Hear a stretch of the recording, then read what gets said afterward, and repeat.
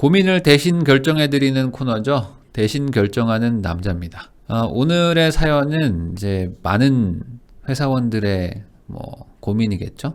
퇴사하기와 회사 계속 다니기입니다. 그런데 회사를 다니기 싫어서 퇴사를 한다. 이런 거면은 고민이 안 될 수도 있는데 이분은 돈을 많이 벌어가지고 퇴사를 하는 거예요. 자, 제가 운영하는 부동산 트레이닝 캠프 네이버 카페의 대결남에게 질문하기 코너에 올라온 내용인데요. 자, 현재 상황인데 제가 퇴사를 할까요? 계속 다닐까요? 라고 하면서 고향 김님이 올려주신 사연입니다. 안녕하세요 대표님. 부익남 채널을 통해서 인생을 바꿔가고 있는 33 대기업 직장인입니다. 33이에요. 저는 대표님처럼 월급 받는 삶에서 벗어나서 경제적 자유를 꿈꿉니다. 그런데 고민이 있어요. 제 상황부터 먼저 말씀을 드리면 저는 결혼 2년 차입니다. 축하드립니다. 아직 혼인신고 전입니다. 축하드립니다. 양가 부모님께서 도움을 주신 1억 5천만 원과 저희 부부가 모은 1억 5천 총 3억으로 시작을 했어요. 그러니까 착실하게 사신 거죠. 31살에 결혼을 했는데 어쨌든 양쪽에서 1억 5천 정도를 모았으니까 회사 생활 하신 지 한 2, 3년 안에 한 6, 7천 이상 모은 것 같아요. 그리고 부모님들도 증여세에서 크게 문제되지 않는 선에서 이렇게 지원을 해주신 것 같아요.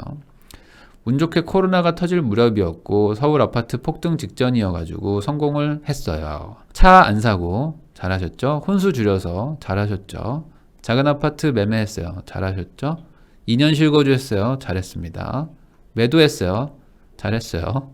현재는 아내와 제 명의로 서울에 각각 9억, 17억. 뭐야 이게 갑자기. 이런 느낌이 들죠? 3억으로 시작했는데 지금은 9억과 17억이 됐어요. 이런 얘기입니다. 요거는 이따가 좀 더 나올 거예요. 부부 합산 연봉은 1억 1천 정도입니다. 열심히 사신 거죠? 둘 다 5,500 정도는 되는 거니까. 월급 이외에 추가 현금 흐름으로 암호화폐 거래를 통해서 매달 1,000만 원 정도 수입을 내고 있어요. 이분은 그러니까 결국에 부동산을 통해서 돈을 불린 것도 있지만 요거는 후반전이고 전반전은 코인을 했다. 코인을 해가지고 돈을 한번 불렸는데 이걸 불린 걸 부동산으로 갈아탔죠? 근데 여기서 한 번 더 간 거죠.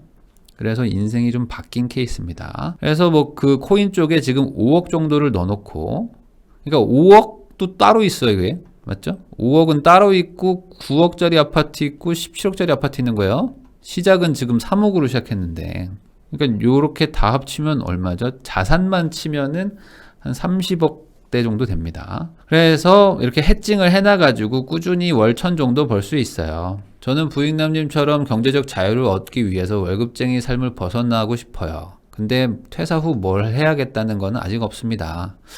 그래서 우선은 뭔가 퇴사를 좀 해가지고 길을 찾아볼까? 아니면 그냥 계속 다녀야 될까? 뭘 해야 될지 잘 모르겠습니다. 퇴사를 하고 나서 이것저것 시도만 하다가 회사 다닐 때보다 못한 상황이 될까 두려움도 큽니다. 자산이 한 30억 정도 되니까 회사를 그만두고 싶은 거예요. 맞죠? 그리고 아직 나이도 젊고 하니까. 근데 나가서 뭐 하지? 라고 생각했을 때 괜히 나가는 거 아니야? 라는 그런 불안함도 있다. 그래서 저는 어떻게 할지 조언을 좀 부탁드려요. 내용을 정리하면은 퇴사 후에 계획은 딱히 없는데 매달 1,000만 원 정도 이 암호화폐에서 수익을 벌고 있어요. 그리고 전세 끼고 아파트 2채 사놨죠. 그리고 막연한 두려움이 있다. 그리고 연봉이 한 1억 1천 정도 되니까 딱히 나쁘지도 않은데, 그리고 급여도 꽤 괜찮게 나오고 있고, 기업 규모가 대기업급일 것 같아요. 둘이서 1억 1천이면. 그래서 이런 고민을 올려주셨는데 댓글들 반응은 어떨까요? 제가 짤방 하나 구해왔는데 이걸 제가 우리 커뮤니티에 올렸거든요. 그랬더니 댓글들 반응이 딱 이 표정입니다. 아유 걱정이 많으시겠어요. 이런 사람 하나도 없어. 다들 그냥 막 짜증이 그냥 그래서 느껴집니다. 손끝에서 느껴져. 이 키보드에서 얼마나 짜증이 붙어서 이 타이핑을 쳤을지가 보이더라. 진짜 뭐 하는 거야. 막 이런 느낌. 그래서 지금 보면은 상담이 아니라 자랑 아니에요? 이런 사람도 있고요. 이 정도면 소설인데 이게 고민거리인가? 배부른 소리하고 자빠졌어. 막 이런 사람들도 있고. 퇴사고 자시고 뭐고 부럽다. 나는 다 빗나갔는데. 항상 누가 잘 되는 사람이 있으면 누가 안 되는 사람도 있잖아요. 코인 어떻게 하는지 그게 더 궁금해요. 이런 사람도 있고요. 그래서 결론적으로 사연자 고민에 대해서는 별로 관심들이 없더라. 그냥 네 마음대로 해. 뭐 이게 거의 대세적인 얘기였습니다. 그랬는데 투표는 했어요. 그래서 결국에 회사를 다녀라가 이제 7대3으로 이겼습니다. 퇴사하지 말고 회사 다녀 라는 거였죠. 자, 그래서 대신 결정해주는 남자, 대결남의 의견은 어떤 거냐? 저도 그냥 다니는 게 좋다라고 생각을 합니다. 그럼 도대체 왜 그럴까? 그 얘기를 하기 전에 우선 흥미로운 부분에 대해서 얘기를 할 부분이 있어요. 뭐냐? 댓글도 보면서 제가 느꼈던 첫 반응은 뭐냐면, 너무 재밌더라고. 그러니까 내가 이해가 안 되면 사기다라고 얘기를 해요. 저는 비트코인에 대한 이해도가 높지는 않단 말이죠. 그러면 비트코인은 사기다라고 생각은 안 하거든요. 그냥 비트코인에 대해서 내가 이해를 못 하고 있는 거지. 근데 대다수의 사람들은 내가 모르면 사기야 라고 생각하는 사람들이 많다. 그래서 이 사연자분도 하도 사기꾼 뭐 인증해 막 이런 얘기를 하니까 우리 카페에다가 또 뭐 달아줬어. 그게요 어떻게 됐냐면요 하면서 제가 너무 요약했었죠. 코인은 한 17년도부터 했고요. 21년에 다 팔아가지고 그걸로 뭐 지금 이렇게 해칭 해가지고 5억 정도만 남겨놓고 그걸로 지금 이렇게 이자 개념이 있거든요. 코인에도 그걸 벌고 있어요. 그래서 뭐 저도 열심히 앞으로 해볼게요 라고 이렇게 적어주셨어요. 그러니까 내가 고민을 올렸는데 남들이 다 너 사기꾼이지라고 하니까 저 사기꾼은 아닌데요 라고 지금 해명하고 있어야 된다. 그런데 이거를 제가 코인에서만 느낀 게 아니고 저도 이 부동산 하면서도 많이 느꼈거든요.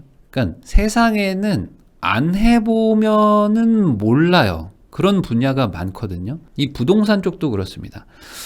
지금이야 집값이 워낙 폭등을 해가지고 지금은 집을 사야 돈 번다라고 사람들이 조금 깨달았는데 한 3, 4년 전만 해도 2018년도, 2017년도만 해도 집 사지 말라고 하는 사람들 엄청 많았고요. 제가 2017년에 절대로 전세 살지 말라 그 영상을 올렸는데 악플이 너무 많이 달려가지고 많이 지운 게 이 정도예요.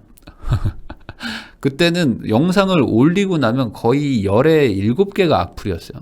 8개 정도가 악플이었던 것 같아요. 그리고 한두 개 정도가 저도 여기에 동의합니다 조금 하고 이게 무슨 소리예요? 뭐 이런 질문 정도? 그냥 다 악플이었어. 네가 뭐 사람 인생 망친다. 왜 전세를 살지 말라고 하냐. 전세가 짱이다. 앞으로 뭐 금리 인상 오고 뭐 미국에서 뭐 위기가 오고 하면은 집값 폭락합니다라고 하는 게 벌써 5년 전이네. 그러니까 안 해보면 몰라요. 절대로. 그래서 이 부동산이라는 것도 1주택자가 다주택자를 모릅니다. 이 다주택이라는 게 얼마나 어렵고 무섭고 이게 또 고통스러운지에 대해서는 사실 몰라요. 전혀.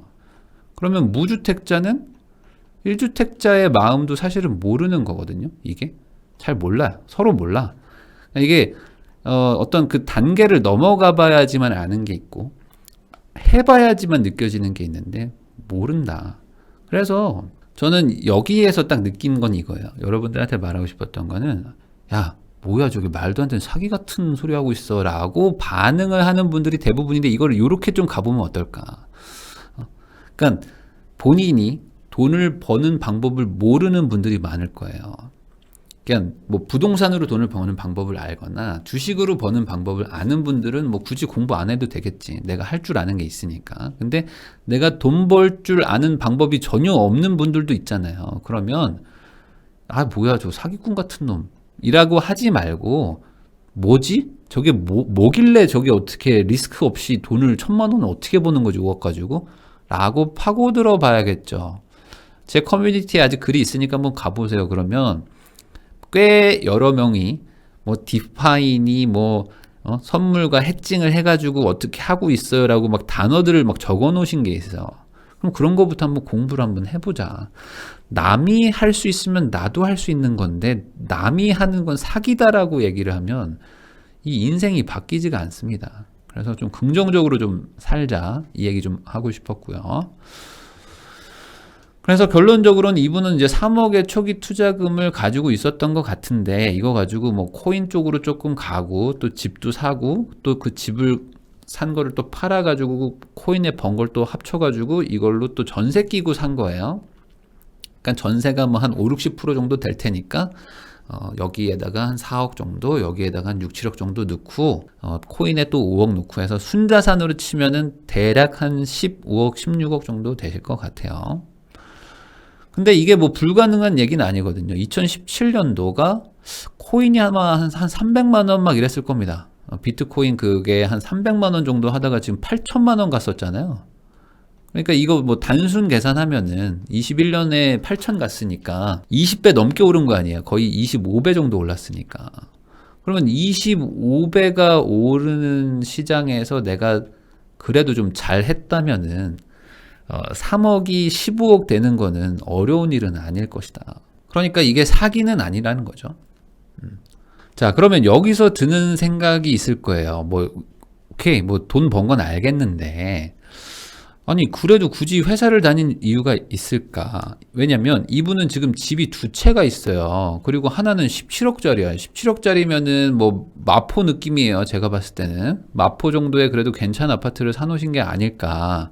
9억짜리는 어디 걸지는 모르겠는데, 뭐 그래도 나쁜 건 아닐 것 같아요. 그러면 두 채 정도 있고, 그리고 코인을 가지고 뭐 선물과 해칭을 해가지고 뭐 그 어떤 선물 피 같은 걸 먹는 게 있다고 하더라고요. 저도 저번에 들었는데 뭐 그런 걸 통해서 월 1,000만 원 정도의 리스크가 아주 낮은 투자법을 지금 하고 있는데 그러면 인생 끝난 거 아니냐. 굳이 뭐 회사를 뭐하러 다닐 필요가 있을까. 월 1,000인데. 그런데 여기에는 여러분들이 조금 놓친 부분이 있습니다. 뭐냐면 죄수의 꿈은 뭔 줄 아세요? 탈옥입니다. 근데 이 죄수는 우선 탈옥이 시급하죠? 내가 지금 갇혀 있으니까 탈옥을 해야지만 된다는 이 절대 명제에 집중하는데 탈옥하고 나서는 뭐 할 건데? 라는 건 생각을 하기가 좀 어려워요. 그래서 많은 영화들이 탈옥을 주제로 다루는데 탈옥의 방법에 되게 집중하잖아요. 그러면 탈옥하고 나서 잡혀. 뭐 그런 사람도 많아. 그리고 탈옥하고 나서 뭐 되게 뭐 변변치 않게 사는 사람도 많고. 그러니까 핵심은 탈옥이 아니고 그 이후를 봐야 된다는 거죠. 인생은 길다. 그래서 회사원분들은 이 회사를 빨리 그만둬야 되겠다. 그래서 회사원으로 받는 월급 정도만 받으면 회사를 빨리 그만두고 싶어요. 탈옥하고 싶은 거지. 이 9to6라는 교도소에서 빨리 탈옥하고 싶은데 그 뒤는 또 다른 세상이 있거든요. 속담 중에 개구리가 올챙이적 생각을 못한다 라는 속담이 있습니다. 아시나요? 그러면 이 뜻이 뭐죠? 잘 됐다고 해서 교만하지 말고 항상 겸손하라 라는 어떤 그런 의미잖아요. 옛날 생각 못하고 너무 막 그러지 마라. 그러면 저는 이 속담을 반대로 한번 꼬아봤거든요. 반대로 생각해 보는 거야. 자, 그러면 내가 개구리가 됐어요. 그러면 올챙이 대비해서 엄청 커졌죠. 커지고 다리도 튼튼해지고 점프도 잘합니다. 근데 반대로 올챙이처럼 살아야 되는 게 맞는 걸까라고 한번 생각을 해보세요. 내가 옛날에 자산이 얼마 없었어요. 1억 5천 가지고 엄마 아빠한테 빌려가지고 3억 만들어서 이제 내 집 마련 시작하고 코인도 이제 시작했던 사람이에요. 그때랑 지금 30억 자산가랑 같은 거냐 이거죠. 겸손이 나쁘다는 게 아닌데 겸손한 것만이 정답이고 좋은 인생인 건 아니라는 거죠.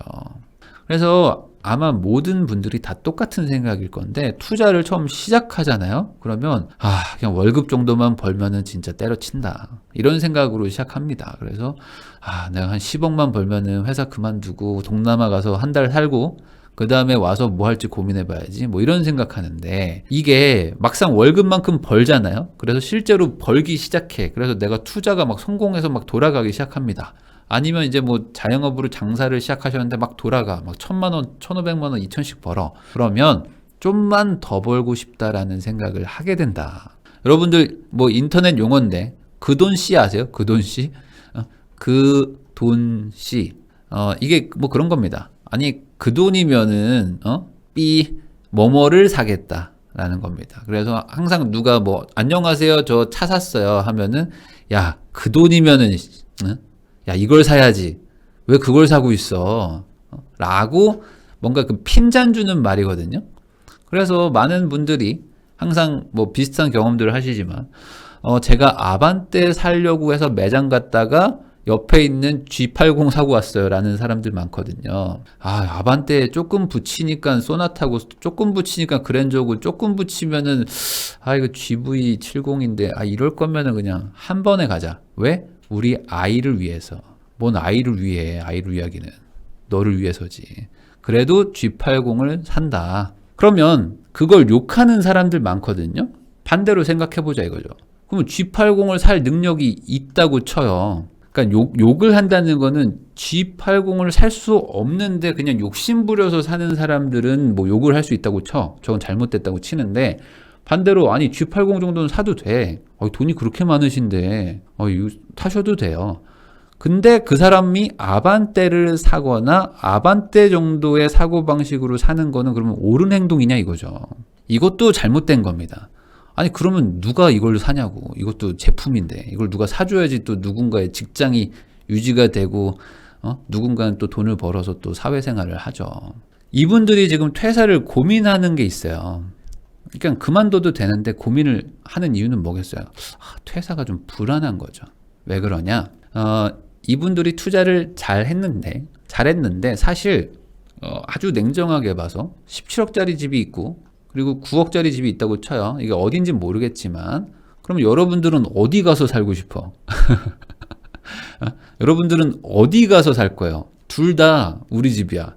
그러면 여기 가서 실거주 해야지 라는 생각이 드세요? 아니면 여기서 실거주 해야지 라는 생각이 듭니까?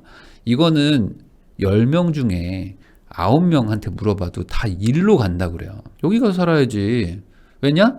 이거 보면 마음에 안 들거든. 이게 훨씬 좋아 보이거든요. 그러면 이 17억짜리 집에 이제 들어가서 살아야 되거든요. 야, 그렇게 생각하면은 내가 여기다 이제 실거주 하려면 여기 전세가 얼마야? 전세가 그러면 한 8억, 9억 빼줘야 되는데? 라고 생각하고 들어가려고 하면 막막하거든요. 뭐 대출도 받아야 되고 여러 가지 막 고민할 거리들이 많습니다.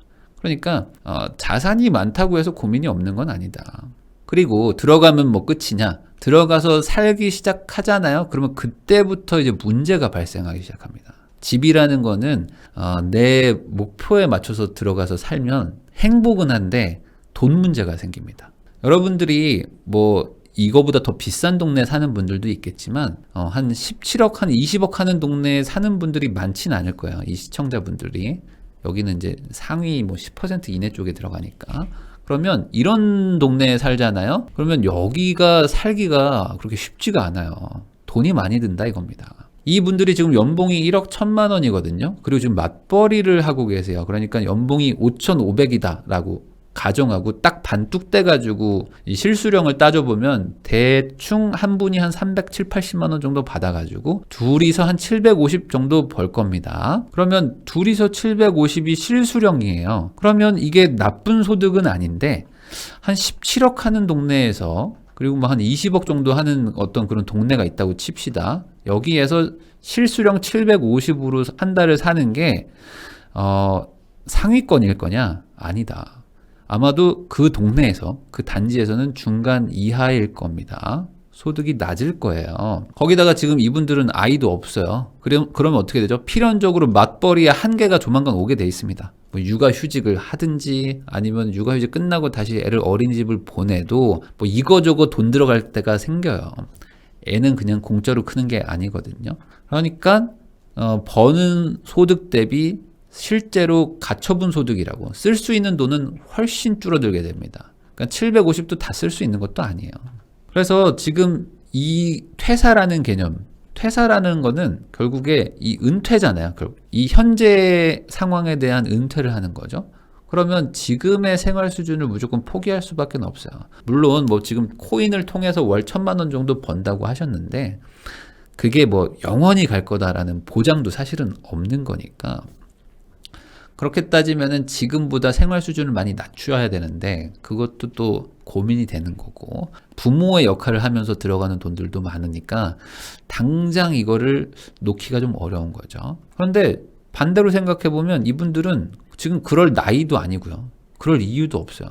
왜냐? 이분들은 지금 33밖에 안 됐으니까. 아이도 없으니까. 거기다가 저는 이 부분에 주목을 했는데 퇴사 후 뭘 해야겠다는 것이 뚜렷하지 않습니다라고 적어주셨거든요.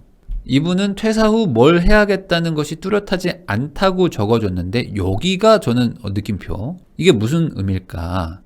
이거는 회사가 다닐만 하다는 거거든요. 여러분들이 정말 빡센 회사를 안 다녀봐서 그럴 수도 있는데 정말 빡센 회사를 다니면은 나가서 뭐 해야 되지? 나가서 뭐 하지? 이 생각만 하루 종일 하고 살 수도 있습니다. 왜냐면 너무 힘들면 사람은 방법을 찾거든요. 근데 반대로 방법을 안 찾아본 거예요, 그동안. 그러면 어떤 거냐? 그냥 다닐만 한 거야. 예. 회사가 다닐만 해요, 그냥. 뭐 6시에 퇴근하고 뭐 다시 9시에 출근하면은 그냥 나는 익숙하니까 기계적으로 돌아가는 거지. 그러면 그냥 나는 크게 고민 안 하고 살았는데 한 달에 380 주네. 이런 느낌인 거죠. 익숙해졌으니까. 그러면 업무 강도가 그렇게 높을 거냐? 잘 모르겠다. 이 부분에 대해서는. 그래서 이 분한테 얘기하고 싶은 거에 추가로 여러분들한테 얘기하고 싶은 거는 뭐냐면 제가 여러 영상을 찍었는데 이거를 본인들 듣고 싶은 대로 들어요. 그러지 마세요. 저는 그런 얘기를 좀 하고 싶습니다. 제가 말하고 싶은 건 이 부분이었어요. 그러니까 제가 얘기한 거를 다 들어야 되는데 한 부분만 똑 떼가지고 듣는 거예요. 제가 회사를 그만둘 준비를 하라고 그랬거든요. 그리고 회사를 빨리 그만둬라. 그리고 너가 하고 싶은 일을 해라. 회사라는 거를 통해서 큰 부자가 되기는 어렵다라고 얘기를 했는데 이 회사를 그만두라는 의미를 지금 오해하신 거죠. 회사를 그만둘 준비를 하면서 그게 계속 커 나가서 이 회사에 쓰는 시간이 내가 하고 있는 어떤 그 사업 같은 게 있을 거 아니에요? 준비하고 있는 거? 이거를 하는데 너무 방해될 정도로 시간이 많이 뺏길 때 이게 한마디로 잘 나갈 때, 잘 되고 있을 때 회사를 그만두라는 얘기입니다. 그냥 나오라는 게 아니고. 이 분 입장에서는 지금 회사를 그만두면은 어떤 일이 일어나냐면 뭐 딱히 할 일이 없어요. 이분이 지금. 할 일 없어. 애도 없어 지금. 애도 없죠. 그리고 아내분은 지금 출근하잖아요. 그럼 이분이 할 수 있는 게 뭐가 있는데 게임밖에 더 있어요?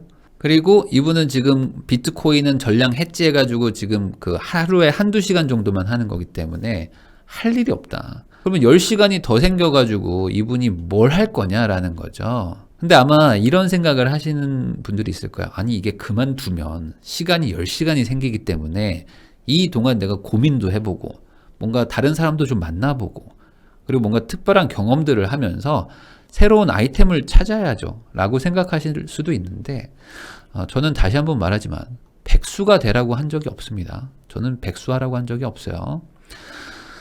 회사 안에서 무언가를 찾아내야 돼요. 그리고 최소한 그거는 월급 이상의 돈을 나한테 꾸준히 벌어다 줄 그 무언가인 거죠. 이거를 찾는 게 더 중요한 거고 이게 있을 때 회사를 나오는 겁니다. 저도 회사를 나와 봤잖아요. 회사를 딱 그만두잖아요. 그러면 처음 한 일주일 정도는 의욕이 넘쳐. 근데 그 뒤로는 뭐가 되냐면 아침에 10시에 일어납니다.